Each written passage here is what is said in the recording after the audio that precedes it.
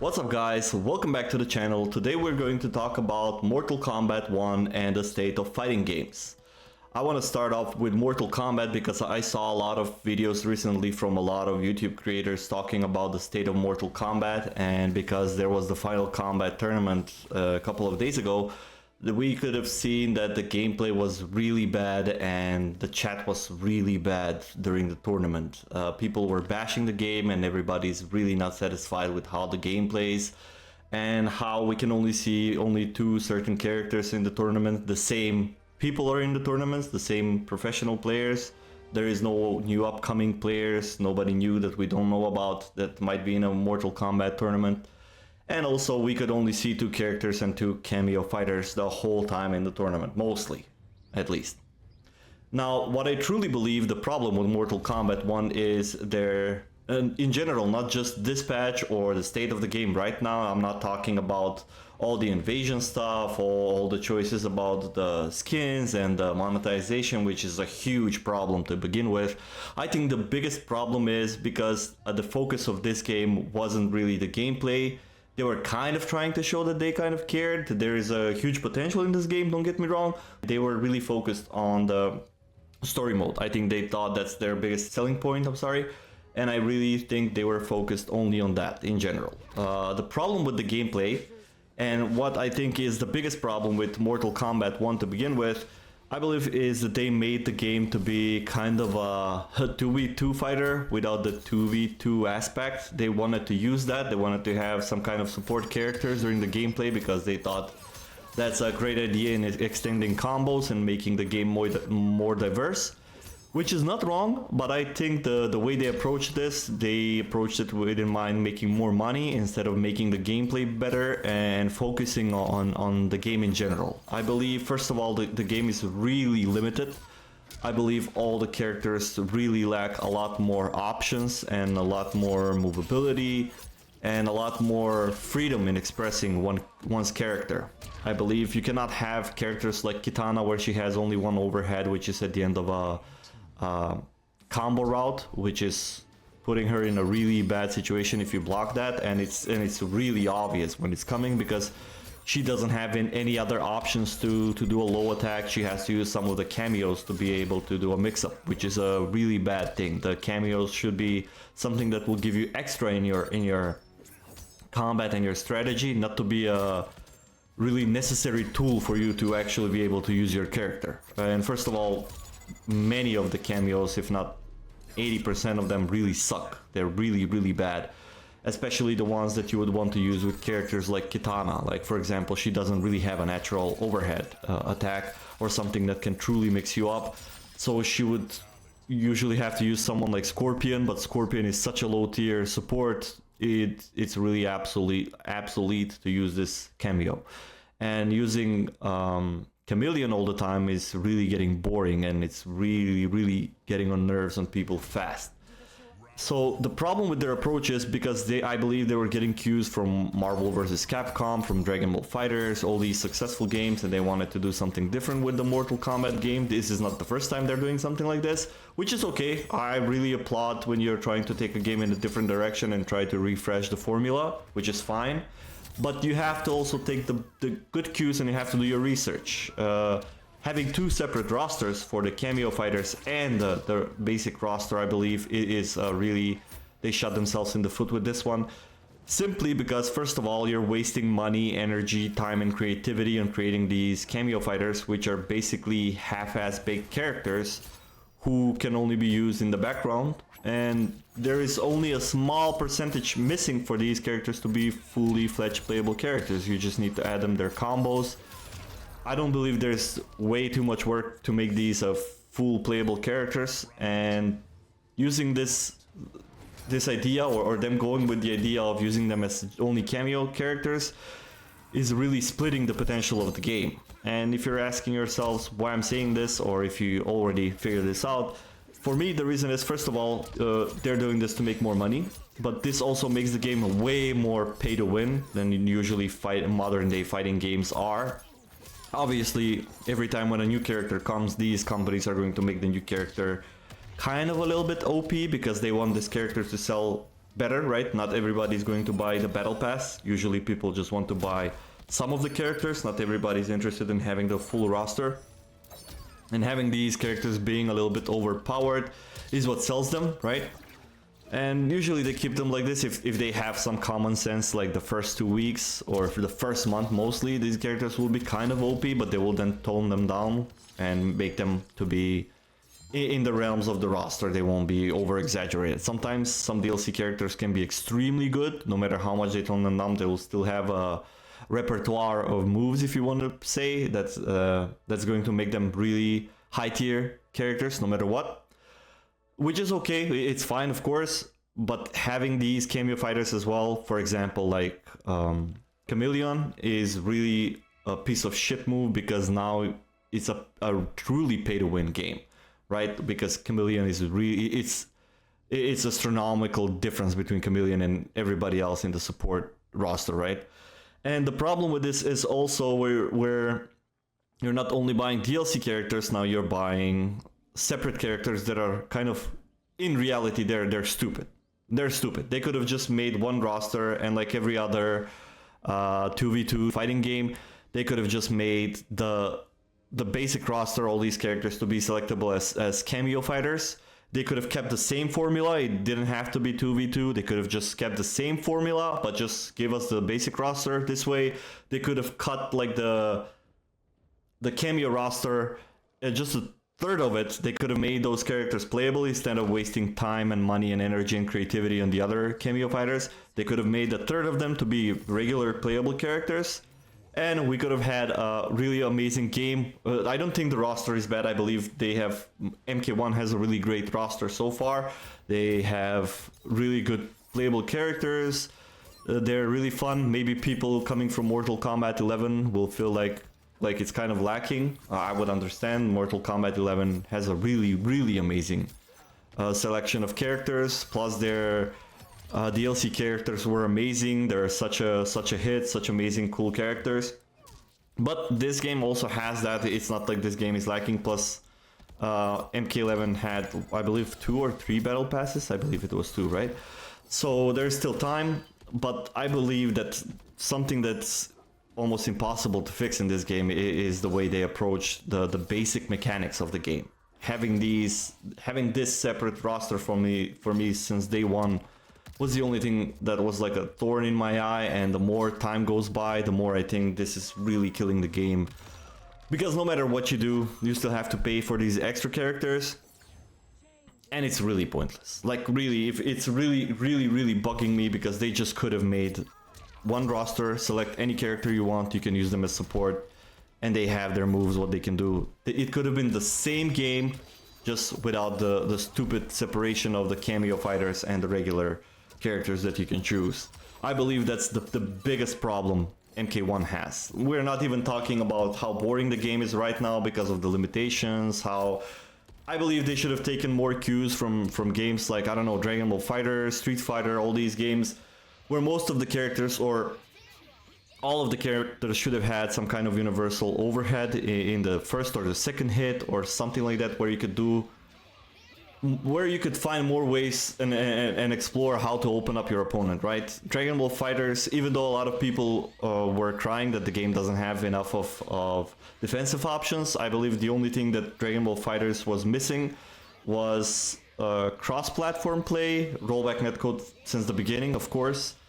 And I believe the only thing that would have fixed the defensive mechanics, even though I believe they're still fine, I don't see that there's any need for any more defensive options in Dragon Ball Fighters, but they could have made the sparking blast. I was about to say sparking blast. They could have used the spark that you're using in Dragon Ball Fighters to be like a one-time combo breaker. Maybe that was the only thing they could have used, because now you already have your reflect, you have your basic defense, you can use your spark to get people off you if they're pressuring you. You have good anti-air, down and heavy punch. It's not heavy punch, but down and heavy hit basically is a good anti-air, guaranteed anti-air.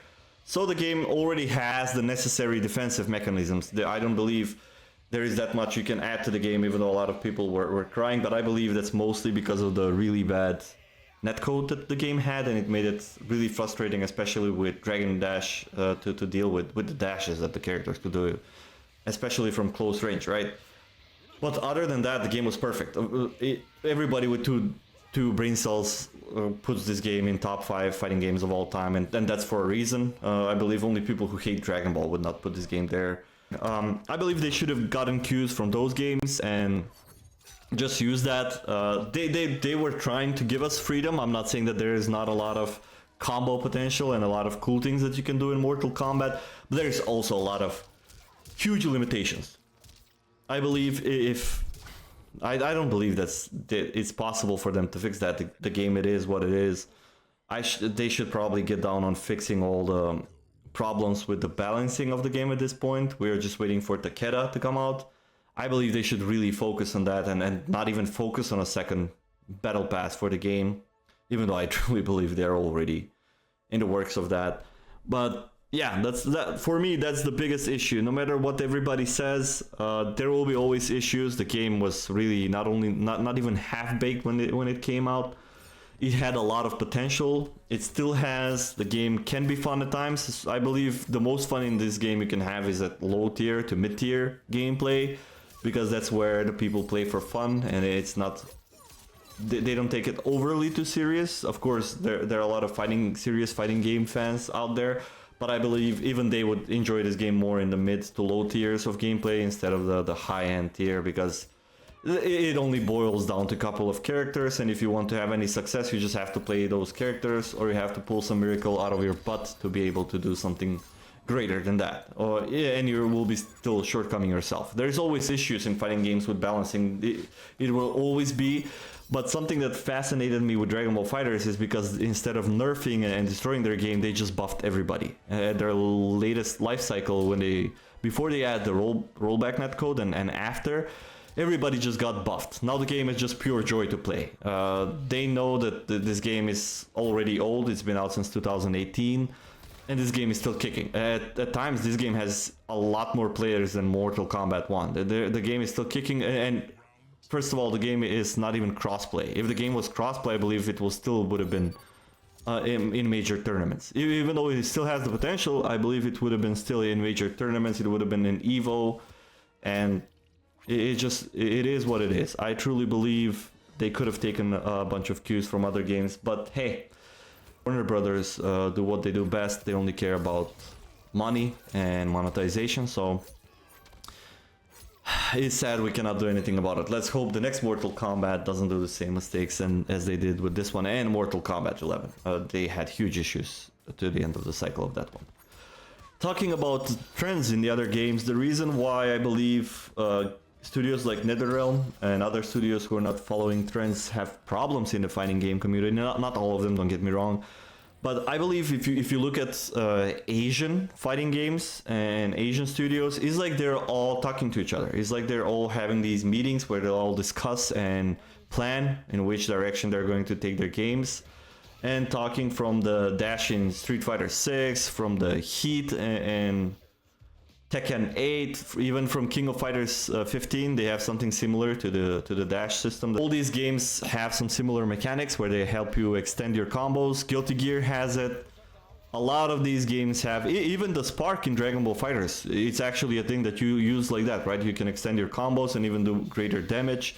All of the games have a comeback mechanic, but that's the thing that Mortal Kombat has as well, thankfully. But all these games, they're like kind of following a trend, and some people would argue it's not a good trend. Some people would argue it's an okay, it's an excellent trend. I believe it's going in a good direction. To be honest, I haven't had as much fun as I'm having in Street Fighter 6 and Tekken 8 since Dragon Ball FighterZ. These games are kicking really well. Even Guilty Gear with their updates and the way they opened up the game lately, it's becoming even a greater game. The game was already great, now it's doing even better. Grand Blue Fantasy Versus Rising, basically it's Grand Blue Fantasy Versus but updated and even better. Even they have the same mechanic where you can, it's not really heat state, but it's similar to the dash where you can use this option to extend combos, and you can also use it as a combo breaker or at least to save yourself in a way. So all these games are following a trend. They're adding some kind of mechanic to the basic mechanics where it helps you to extend combos, but also is something that they can control. It's not something where you can just from one punch you go to one punch. From one punch you go into a TOD, right? These games are following a trend, and it makes a lot of sense. Not always is the best. I really don't think that the heat in Tekken 8 is like the most optimized way of using it. I believe it would have been better if it was something like in Guilty Gear or Street Fighter. But it's still nice. It still does the job well. It still opens up the game. It gives us more options. It makes the game fun. Of course, a lot of veterans will say Tekken 8 is much easier to play than Tekken 7, and as a person who played quite a lot of Tekken 7, I could agree. But there's still a lot of depth in the game. It is still a lot of depth in the game, and you cannot deny that in higher tier plays you will still be astronomically better than. There's a lot of transfer of skills, like legacy skill that you transfer over, and even though the game is somewhat easier, not exactly. As I've seen a lot of videos where they complain that with some of the moves and some of the changes they took away from the authenticity from some of the characters, like Kazuya. But I still believe the game is quite the same. It's just an upgraded version, and there's quite a lot that is going on with Tekken 8, and I cannot complain. The game is really fun, really great.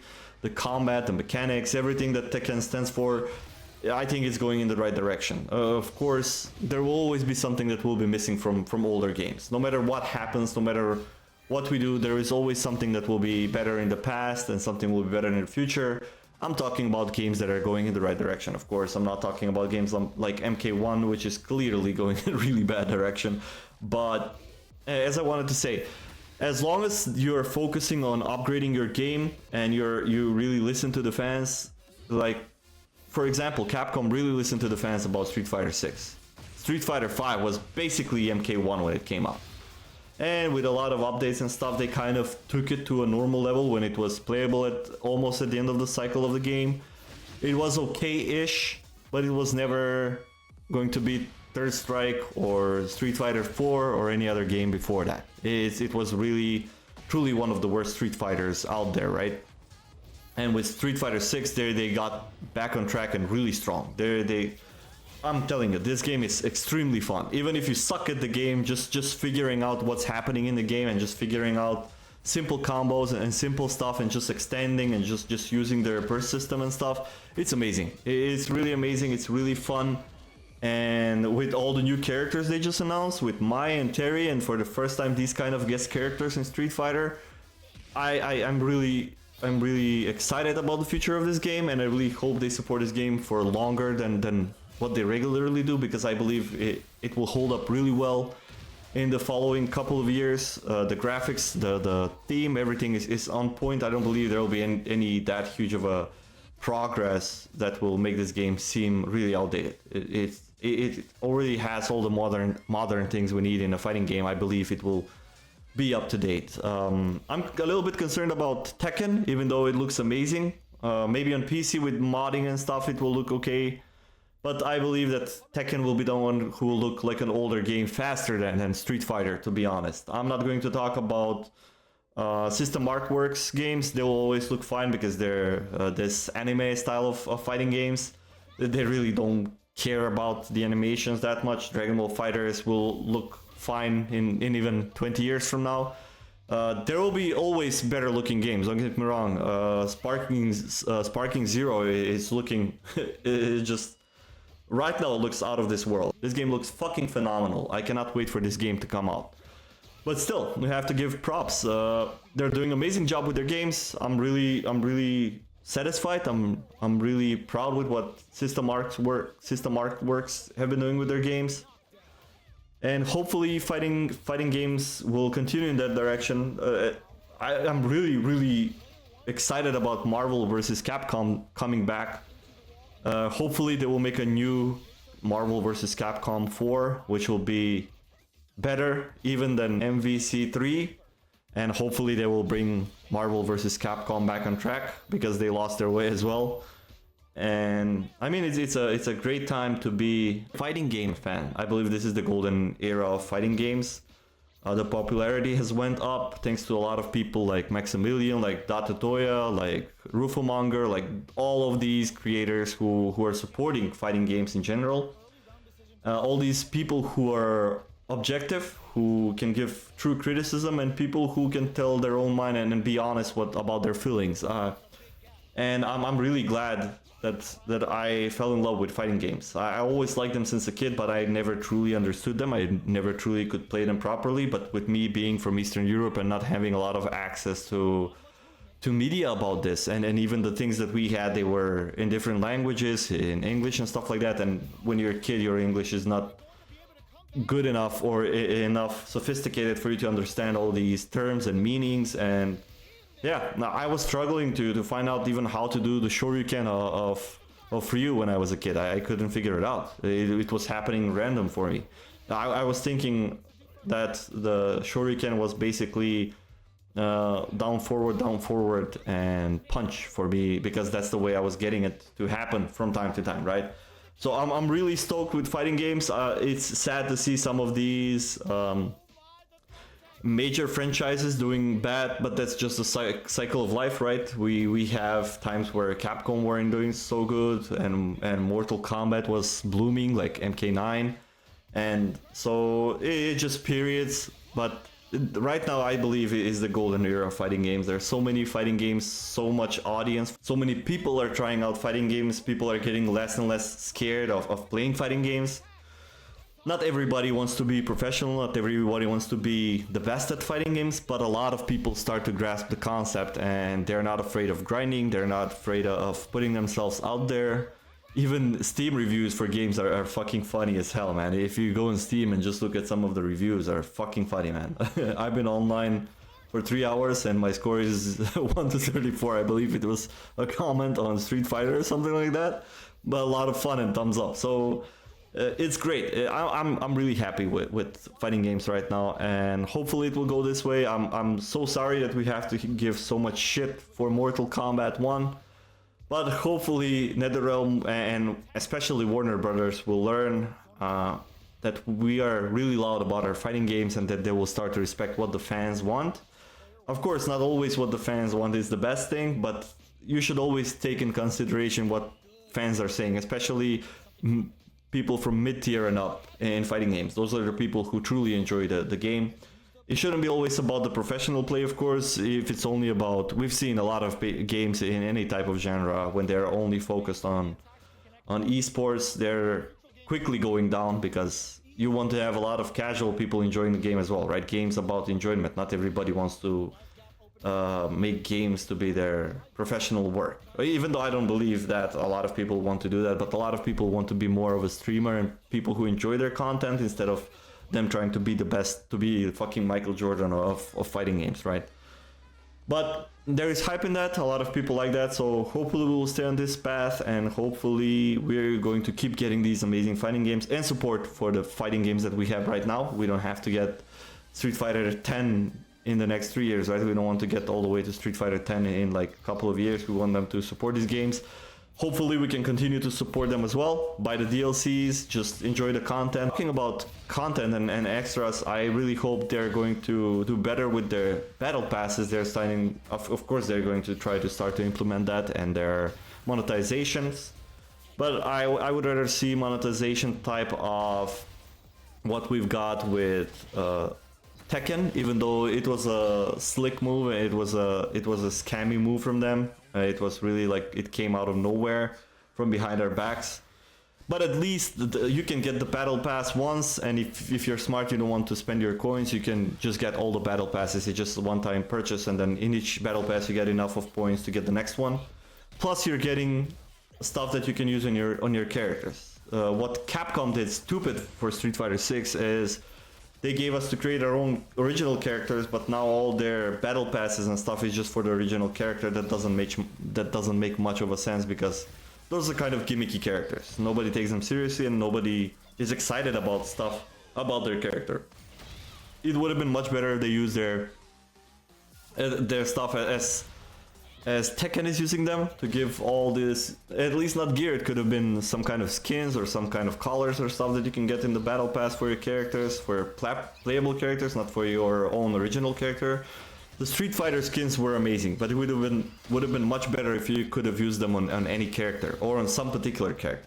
To put those to be on some characters, they could have involved like Bebop and Rocksteady and April. They could have put April to be on like Cammy, put Bebop and Rocksteady to be on Zangief and E Honda, put the Ninja Turtles to be like on, I don't know, Yuri, Chun-Li, Ryu and Ken, something like that.